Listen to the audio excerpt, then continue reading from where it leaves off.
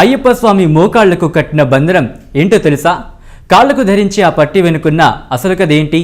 ఇదే అయ్యప్ప మాలధారణ ఎంతటి కఠోర నియమ నిష్ఠలతో కూడుకుని ఉంటుందో అందరికీ తెలిసిందే. భక్తులు మాలను ధరించాక కనీసం 40 రోజుల పాటు దీక్షతో నియమాలను పాటిస్తూ రోజు స్వామివారికి పూజలు చేస్తారు. అనంతరం శబరిమల క్షేత్రానికి వెళ్ళి స్వామివారిని దర్శనం చేసుకొని ఆ తరువాత మాలను విరమిస్తారు. అయితే శబరిమల మాత్రమే కాదు, అయ్యప్ప స్వామిని మనం ఎక్కడ చూసినా, ఏ విగ్రహమైనా, ఏ చిత్రపటమైనా ఆయన పీఠంపై కూర్చొని ఉన్నప్పుడు ఆయన కాళ్లకు ఓ పట్టి ఉంటుంది. అయితే ఆ పట్టి ఎందుకు వచ్చిందో, అయ్యప్ప స్వామి ఆ పట్టిని ఎందుకు ధరిస్తాడో మీకు తెలుసా?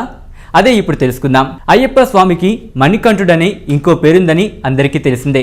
అయితే అదే పేరుతో ఆయన పందలరాజు వద్ద 12 సంవత్సరాలు పెరుగుతాడు. ఆ క్రమంలో తాను హరిహర సుతుడునని తెలుసుకుంటాడు. ధర్మాన్ని శాసించడం కోసం తాను జన్మించాననే విషయాన్ని నారద మహర్షి ద్వారా గ్రహిస్తాడు.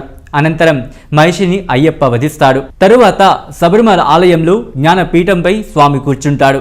అయితే అలా అయ్యప్ప స్వామి శబరిమలలో 18 మెట్లపైన జ్ఞానపీఠంపై కూర్చొని ఉన్నప్పుడు పందలరాజు అయ్యప్ప కోసం వస్తాడు.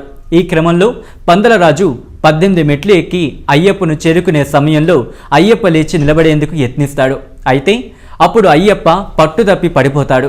దీంతో పందలరాజు అది చూసి తన వద్ద ఉన్న పట్టుపట్టిని స్వామివారి కాళ్లకు కడతాడు. అనంతరం స్వామి పడిపోకుండా ఉంటాడు. దీంతో పందలరాజు స్వామిని ఎప్పటికీ ఆ పట్టితోనే ఉండాలని కోరుతాడు. అందుకు అయ్యప్ప స్వామి అంగీకరించి పందలరాజుకు వరం ఇస్తాడు. అలా అయ్యప్ప ఇప్పటికీ మనకు కాళ్లకు పట్టితోనే దర్శనమిస్తారు. ఇది ఆయన పట్టి వెనుక ఉన్న కథ. ఈ వీడియో కనుక మీకు నచ్చినట్టయితే లైక్ చేయండి, కమెంట్ చేయండి, షేర్ చేయండి.